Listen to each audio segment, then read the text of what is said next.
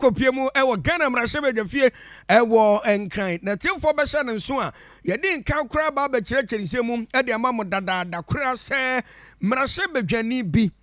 ne wansam eba beto dwan panifo na kan se oh asem aba no eno a ana eguso a ye ka bie ama no akwakoye yi mrahye badwani a meka na se ye frɛ no eye yewura Jachi question ono na no osi o manfo na mu ewo Assin North abato mpesua no so mfimfim mantem ono na papa utimi se wokofa akrata opesi ogina na yeto abama no ko gara mahye badwafie de ani tese nya de na nsom dwo no da fa akrata so papa yi ase no ma oye ne nheda nkoyi omanfo to abade ma no e ma ne kopi mo Ghana mahye badwafie enu furu onom no omobɔ made amane de nsie na kyerɛ se woye na dwuma ne sa ansi agesa ankwa kyerɛ bia ana pani ba kon etabiri no me kyerɛ eye Akoma eye nimfa wotam ansam kopi mo asem di bia se yewura eye James Jachi question yi wogina no oto aso se bia mrahye badwani wo Ghana mrahye badwafie a enye ye amane a yeso kitankrata ambienu ye fan se dual citizenship no na kyerɛ se obi a oye Ghana ni osan so ye se Canada ni o se de ende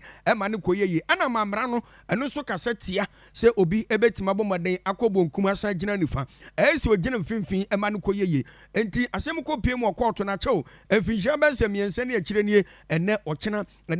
e ma na anu mu ho mebusumi ye wo mu no ne da na etoso eye edunso da no krampo no na akwakoye wukwada ana Supreme Court egino mutumi so edi asem no e ba abonten be kan se o ma hwe nkrata mu nyina mana ba beto dwa se yewura James Jachi kwesi no da bi enu kwanse wotoa so na ofre no se oye mrahye badwani ento mo ka kire me kire parliament se be ya wo mo fa red pen no mu ntwa ne dini mu wo mu nyini free Ghana mrahye badwafie o sense ekwan ofa so kopie mu onom no se bi wo pese bi a wo twa kontrol mo e be hye Ghana ma mu ni nyina fa yeti ko bewura yenum eno so nyade a wonum Supreme Court fo be makwan amana akwakoye yi ensem ba ye no ennamunkum NDC fo be kan bi MPP fo kan bi mi se bete ase e bi mi se oda bi de Supreme Court kan no enu kwan se o kan senti nsem na ba enadua yanka bi enhyemu de ensan kan se sie eni se pani bakon eye dwuma e wo Ghana mrahye badwafie ya abrofo no wonu fa ne se clerk na tese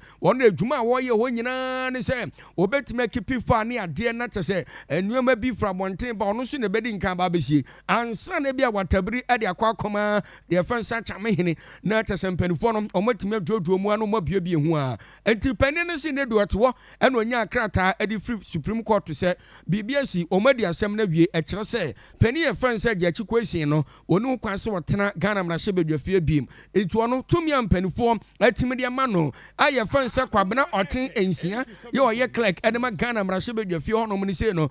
tumi no ebi ene se Parliament omo sections bi your friend says section 3 of the Constitution omo bombaden kwa amendment bi at 1996 at 527 and apani na gina ntumi so a wono so atwere e de Akoma abato eye commissioner e wo mamu hanom se sei na court aka kire se yempam pani no emfiri ho enti na kire se sabra meka se de akonya e wo Assin eye no ofo no e dampan enti omo ka kire abato commissioner ne se wo mo betima ye hyehyeye na sabato bi betima koso wono mu a wo makoto ba e mo manfo nso nya obi obesi o manam e wo Ghana mrahye badwafie enti sabre de officially parliament nso aka kire Electoral Commission se akonya ne da ho free buntu o nti edom kuma yi mu ya bu ye nyina wono mantimi anya hwe angosi aga